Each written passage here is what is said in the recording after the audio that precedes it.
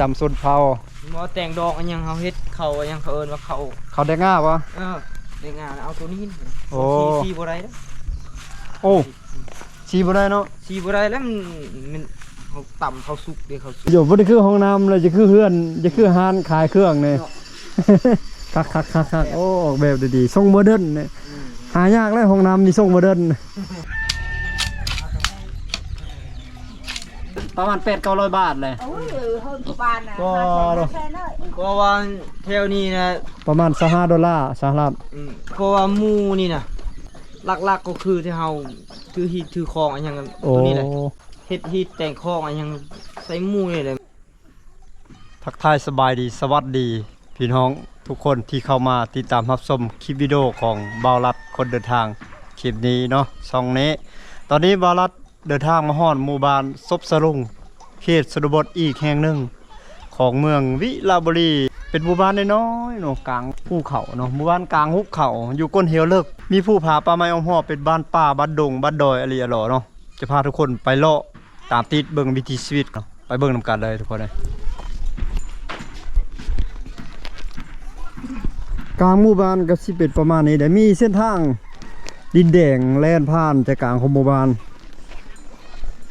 พุ่นแหละขึ้นไปถึงภูถึงดอยพุ่นแหละเป็นหมู่บ้านยอดวายปลายห้วยทุกคนเลยวิถีชีวิตในยามค่ำก็สิเป็นประมาณนี้เนาะโอ้หมูกี้นี่มีห้านคาห้านโซแปกรถจักรรถมอไซค์ได้เที่ยวก่อนในบารักกะเดมารอบนึงแล้วก็ได้พาทุกคนเลาะเบิ่งวิถีชีวิตภายในหมู่บ้านนี้มื้อนี้ก็พาทุกคนมาเลาะเบิ่งอีกเนาะเบิ่งน้องๆนี่โอ้ ได้ขนมกินเนาะร้านค้าเลยเส้นทางของเราเนาะเป็นหมู่บ้านที่ว่ามีไฟฟ้าเข้ามาถึงแล้วได้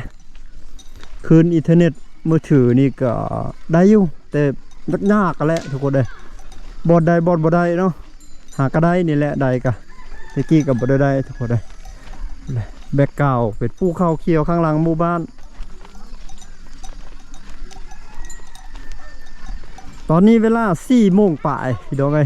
4 โมงเย็นแต่ว่าจะคือมืดจะคือค่ำแล้วได้เพราะว่ามันมีแต่เมฆหมอกเนาะแถวนี้อากาศเย็นซุ่มซ่ำมันจะเป็นเขตที่ว่าอากาศค่อนข้างเย็นตลอดปีเลยได้เพราะแถวนี้มีภูผาป่าดงอ้อมหอบหมู่บ้านหลาย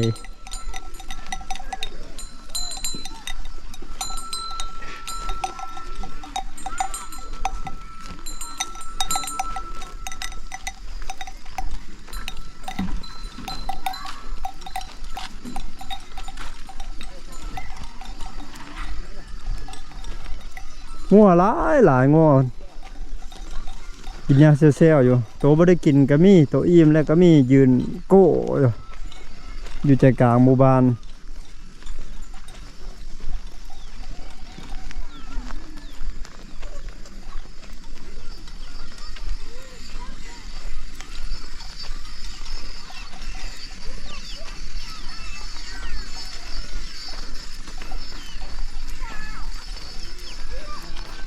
อันนี้ก็คือซีเมนต์ห้านค้าห้านขายเบิกลักษณะนี่แต่ว่าบริเปิดเนาะเห็นปิดอยู่สบายดีได้ยังว่าสัญญาณบอลจะยืนเนี่ยได้เนาะเขาเห็นยังเสียงแจ๊กๆอยู่ฝนฟ้าฝนมีดเนาะไปใช้บ่าวนี่บ่าวตูนนี่ไปใช้ยูเฮิร์นเนาะอยู่พุ่นเนาะสบายดี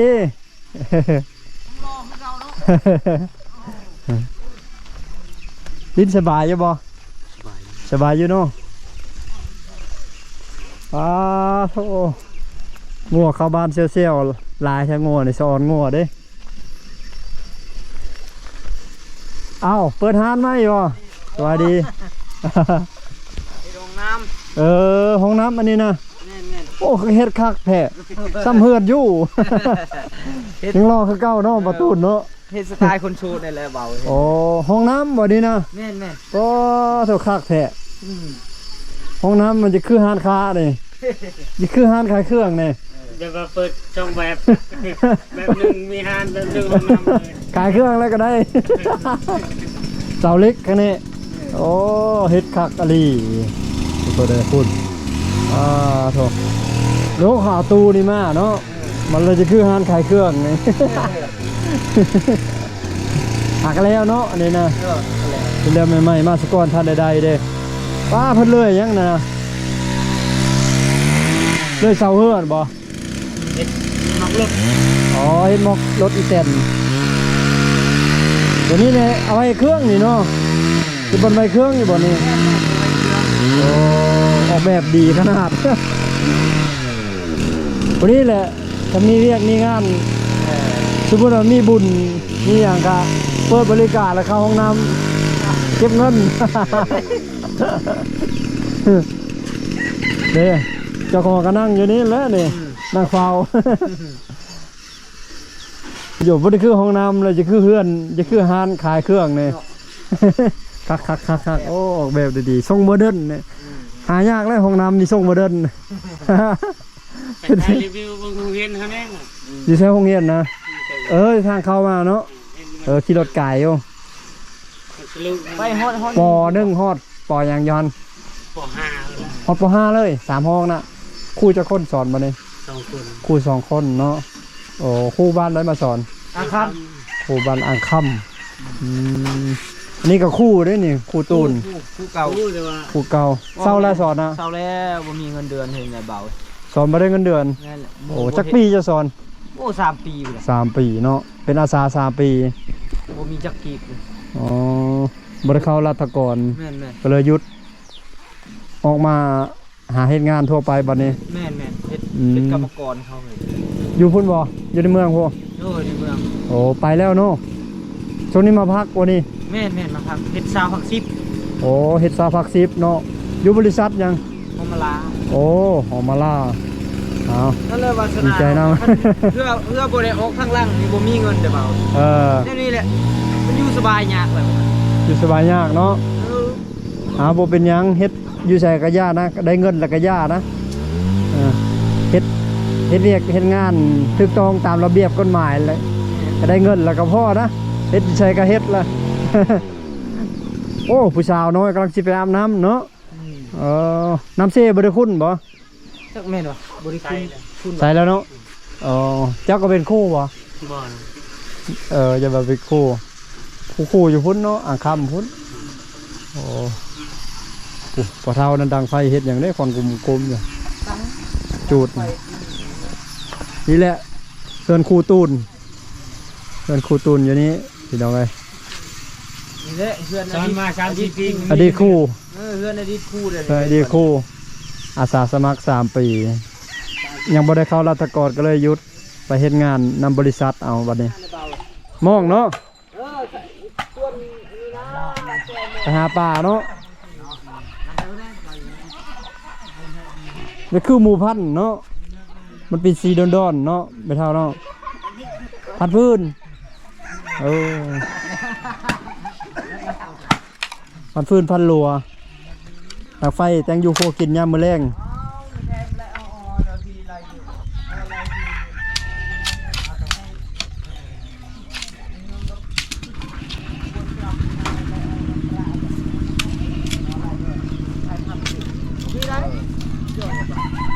คนหลาย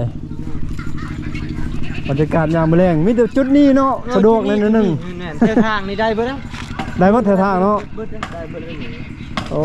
เมื่อกี้นี่ลงไปเสิร์ชหาอยู่วังหันบ่มีพี่น้องสัญญาณหรือว่าคลื่นอินเทอร์เน็ตอยู่หันบ่มีที่แถวทางนี่พอมีอยู่แต่ว่ายากขนาดโทรศัพท์มือถือผู้ใดสมาร์ทโฟนผู้ใดซื้อใหม่ๆแล้วมันดูดแห้งแล้วได้อยู่สบายอยู่เบิ่งถ้าเก่าๆแล้วรถช่วงนั้นละพาทุกคนเลาะเบิ่งบรรยากาศ แล้วชีวิต เป็นหมู่บ้านป่าบ้านเขาแต่ว่าส่วนหลายไผก็มีห้องน้ำแล้วเนาะอยู่บ้านเลยเนาะ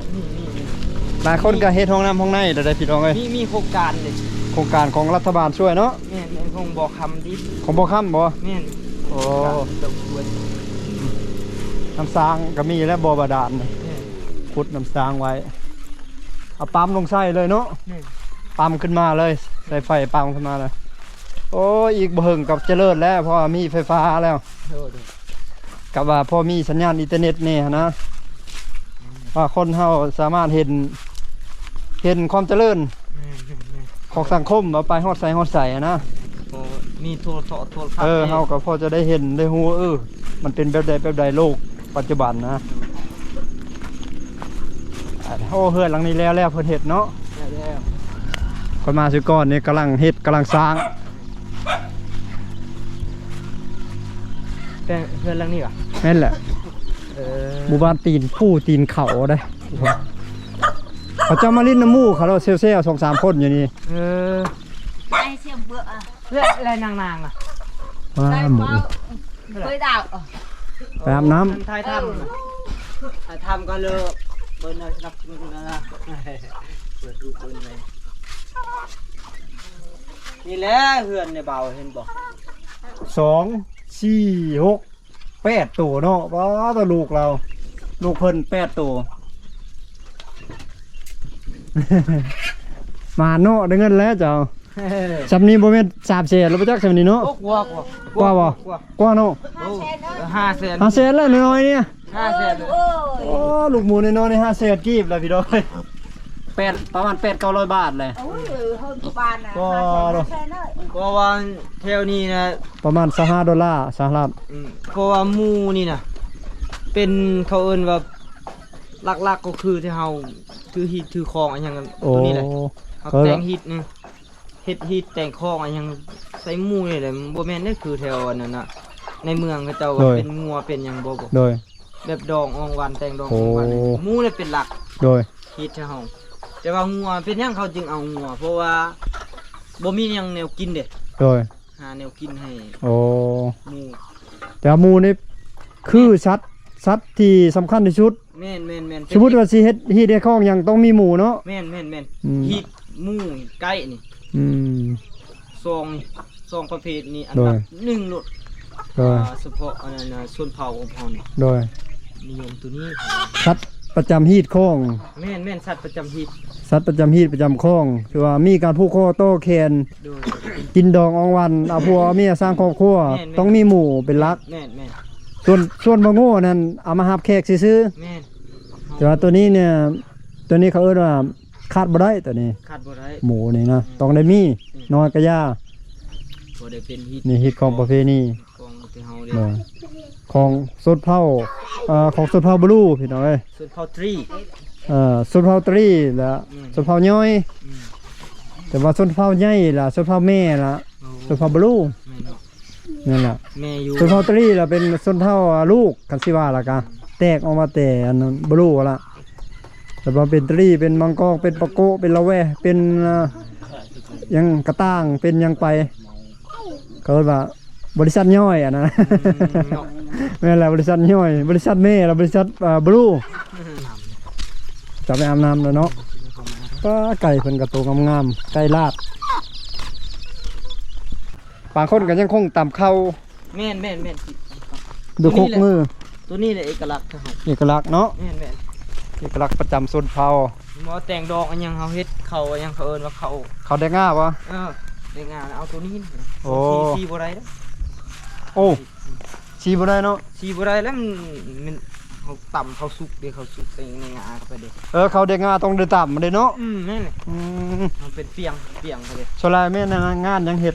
เขาได้ง่าง านละปึ๊บนี่ งานละปืบเนาะ แม่นงานดองก็มีติ สลายคันละปืบแล้วต้องมีร่นบ่ แม่นฮีทจะเป็นฮีท โอ้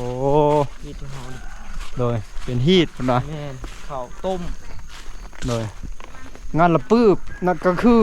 งานบุญแจกอะนะ แม่นแจก สุดเป้าเล่าวชาวพุทธล่ะเอิ้นว่าบุญแจก แม่น หาผู้ที่ล่วงลับไปแล้ว อืม แจกบุญกุศลหาผู้ที่ล่วงลับไปแล้วฮั่น แต่เฮาส่วน ก็คือต้องได้เฮ็ดข้าวแดกง่านั่นก็คือเอาข้าวเหนียวที่นึ่งสุกมาแล้วแล้วมาตำกับข้าวกับง่าพี่น้องเอ้ยแม่นล่ะวะ โดย ถึกเนาะ แม่น ตำกับง่าที่โคสุกฮั่นง่าดำส่วนหลายตำจนเหนียวๆตำใส่ครกไม้เมื่อกี้แหละทุกคนเลยตำจนมันเหนียว แม่น แล้วจะไปแบ่งกันกิน อืม ถือว่าขาดบ่ได้ตอนนั้นเนาะ แม่นเอากระเพาะไว้ทางนี้ ป้าตัวนี้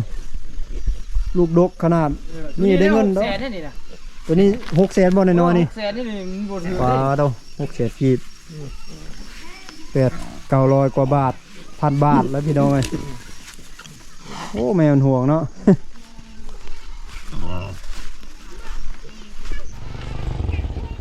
ปลาไหล พอได้กินอยู่ได้เปล่า โอ้พอได้กินเนาะ ได้มองใส่โอ้ข้าอะไร ปลาน้ำซี่ตัวนี้เขาเอิ้นน้ำซี่ยังวะ เซซงี้ เซสงีพี่น้องเอ้ยเซตัวนี้มันจะไหลลงไปใส่เซกอกเนาะ แม่นเซกอกไหลออก เซกอก บางเฮียง แค่แม่น้ำเซสงีมีแต่ผู้แต่ผาแต่เขาทุกคนเลยฟ้านั้นก็มีแต่สวนแต่ให้ผลปลูกของเพิ่นพาไปเบิ้งบ่อนท่าตักน้ำตักในบ่อนอาบน้ำอาบในซักเครื่องซักของของเพิ่นเพราะว่าตัวนี้นี่บ้านเก่าบ้านแก่แต่ดึกดำบรรพ์ก็ต้องใช้บ่อนนี้ แต่ข้าวบ่ทันได้มีน้ำสร้างบาดาล ดู ทางลงไปเป็นประมาณนี้บ่อนนี้ทาน้ำทาในของเพิ่นบ่อนเพิ่นอาบน้ำอาบในส่วนหลายน้ำเซ่ใส่คักอะไรเด้แม่น้ำเซ่สงีตัวแม่น้ำสงีใส่คักอะไรเพิ่นมาอาบน้ำอาบในอยู่นี่ก็ต้องคนหลายๆเซี่ยวๆอยู่ทุกคนได้นี่แหละแม่น้ำสายหลักของหมู่บ้านตัวถึงจะมีบ่อน้ำบาดาลอยู่ถึงเจาะลงไปขุดลงไปแล้วก็ตามแต่ว่าชาวบ้านยังคงมาใส่อยู่นี่คือเก้าเพราะว่าเป็นจุดที่ว่าสบายนะบ่ได้เปลืองฟืนเปลืองไฟใส่น้ำอยู่ถึงต้องเปลืองไฟเปลืองแห้งโป่งขึ้นปั๊มขึ้นแต่ซานนอนมาใส่อยู่นี้มาสบายเดี๋ยวซักเครื่องซักของก็ง่ายไล่เอารถซักเอาเลยใส่คักเลยเด้จนจะออกเขียวเลยโคตรเลยน้ำมันนี่มันไหลมากแต่ใส่บอตุน โอ้ผู้เด ต้นกำเนิด แต่คุยมีจังหลวย อาบน้ำยันเต็มอยู่พี่น้องเลย ผู้สาวอาบน้ำเต็มอยู่ลมเลย ทำแรงๆแบบนี้แล้วเมื่อบาทพักสุด เราจะพาทุกคนกลับเข้าสู่หมู่บ้านอีกครั้งหนึ่งเนาะ มีการเสียชีวิตอย่างต่างๆต้องมีการฝังเลยพี่น้องเลยแม่นบอกว่าต้น แม่น ฝังเนาะ แต่เฮาจูดบ่ได้เฮา จุดบ่ได้เนาะ แม่น เผาบ่ได้ ต้นเขาที่เฮานี่จูดบ่ได้ คือสดเผาตรุสดเผาบลูสดเผาใหญ่แหละสดเผาย่อยจะเป็นสดเผาหยังกระย่าเนาะส่วนหลายจะแม่นมีการเผาจะมีการฝังเมื่อการเสียชีวิตทรงสการ นับแต่เขตผู้อันนั้นนะเขตนี่นะนับแต่เขตเกงเตามาพี่ อ๋อ เขตเขาเอิ้นว่าจุดชุมมาค่ำนี่บ่ได้ วัดบ่มีได้หมู่บ้านเลยพี่น้องเอ้ยโรงเรียนมีแต่ป .1 ฮอดป .5 ส่วนสุขศาลานี่ไปเข้าอยู่จุดสุมังค่ำเนาะ แม่นไก่ห่างไก่จากบ้านมี2กิโล 2 กิโลจากนี้ไปหาจุดสุ่ม2 กิโลเมตรบ่ได้ไกลปานใด